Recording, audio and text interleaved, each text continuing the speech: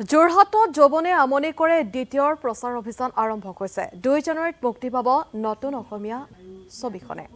লক্ষ্মীনাৰায়ণ ফিল্মছৰ বেনাৰত নিৰ্মিত যৌৱনে আমনি কৰে দ্বিতীয়।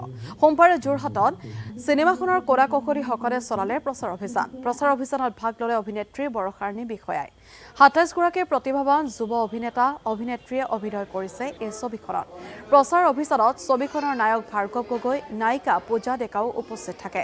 ছবিখনত অভিনয় কৰা অভিনেতা অভিনেত্ৰীসকল উপস্থিত থাকে প্ৰচাৰ অভিযানত।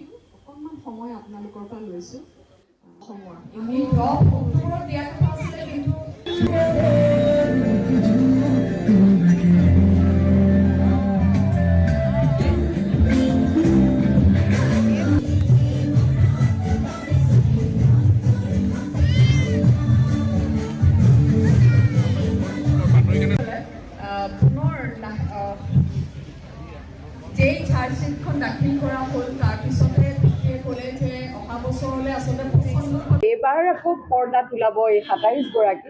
গতিকে নতুনক আমি আগুৱাই লৈ যাব লাগিব, তেওঁলোকে ভৱিষ্যতৰ প্ৰতিশ্ৰুতি। মই এতিয়া ভাবিছোঁ তাৰমানে জুবিন দা থকালৈকে অসমৰ সংগীতৰ ক্ষেত্ৰখন বিহু হওক, আজি বৰগীতৰ ক্ষেত্ৰতে হওক, জুবিন দাৰ কণ্ঠটো একক আছিলে। ছবিৰ ক্ষেত্ৰতো ধৰক আজি আৱহ সংগীতৰ পৰা আৰম্ভ কৰি আৱহ কণ্ঠ, ছবিৰ গীত, জুবিন দাৰ যি অৰিহণা, সেই অৰিহণা মানে বিশাল। জুবিন দা হঠাৎ নোহোৱা হৈ যোৱাৰ লগে লগে আমি কৈ আছোঁ জুবিন দা কায়িকভাৱে আমাৰ মাজৰ পৰা গৈছে, জুবিন দা সদায় থাকিব, জুবিন দাৰ সৃষ্টিসমূহ থাকিব যিখিনি তেখেতে আমাক দি থৈ গৈছে। কিন্তু জুবিন দাৰ নতুন সৃষ্টি আমি নাপাম।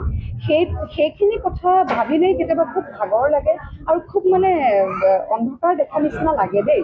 কাৰণ বহুত দীৰ্ঘদিন ধৰি পেলাই জুবিন দাৰ এই অস্তিত্ব তাৰমানে সাংঘাতিক এক ভূমিকা পালন কৰি আহি আছিলে। সেয়ে এতিয়া আমি চেষ্টা কৰিব লাগিব যাতে আমি দৰ্শকক সেই আমোদখিনি আমি দিব পাৰোঁ, আমি ধৰি ৰাখিব পাৰোঁ। সেইখিনি এতিয়া আমাৰ কৰ্তব্য। আৰু অসমীয়া জাতি, অসমীয়া সংস্কৃতি, অসমীয়া ভাষা, অসমীয়া সাহিত্য চিৰযুগমীয়া হৈ থাকে।